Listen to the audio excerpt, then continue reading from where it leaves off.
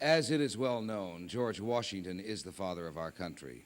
But there is a man here who comes in a close second as a father, I will tell you. This man's book is only outsold in the history of books by one other.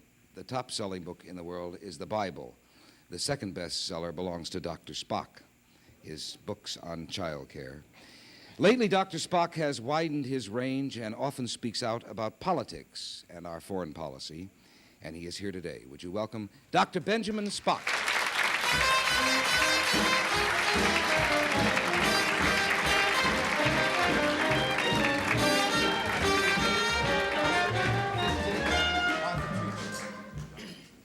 You must have been a big baby.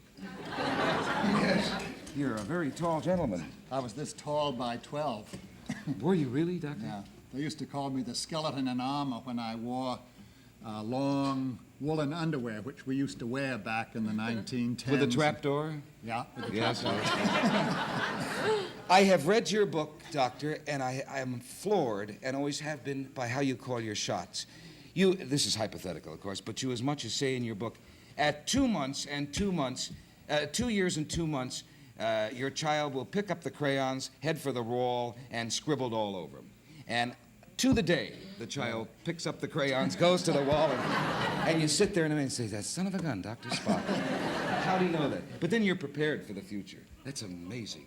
Well, I give lots of leeway. You know, I set those different things for relatively dull children. So... I'm going right home after the show and beat him up. How many did it take, do you estimate, how many children to research to get the facts you've come up with? Well, I used to practice pediatrics in New York City from about 1933 until 1947. That's where I learned everything that I knew. I was a New Yorker then. Ah.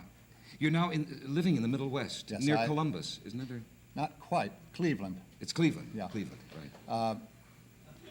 I'm a professor of child development at Western Reserve Medical School. Right, right. What about the toys the children are playing with today? What do you feel about them? Some of them are marvelous, and a lot of them are rather murderous, I think. I used to think that it didn't matter what toys children played with, and I used to tell parents who worried about that war pistols and war toys would make their children gangsters or militarists. I used to poo-poo that, but I really changed my mind to some degree. I don't think you can change a good child to a scoundrel by letting him play with pistols. One of the people who changed my mind was a nursery school teacher that I respect very much, and she said that after the Three Stooges program became popular, that nursery school children began bopping each other quite spontaneously.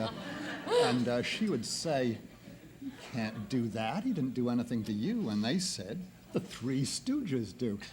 To be serious about it, it made me realize that by watching brutality or by watching pseudo-brutality, children's ideas of what is proper, what's acceptable, really can be changed, at least to a degree.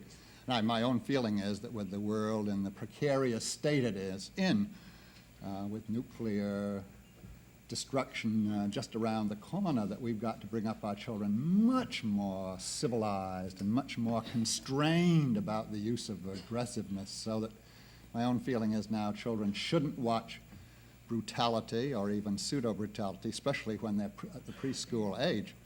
About things like Batman. That's different. Is that different? That's I fun. understand, I also think that though I wouldn't snatch pistols away from all children, because I wouldn't dare in a country like this where all boys play with pretend pistols up to the age of 9, I still think that it's better for parents to decline to buy them for their children, you know, make them buy them with their own money and tell them, I believe people need to get along in a more friendly way with each other to hold the world together, and so I don't believe in buying you pistols.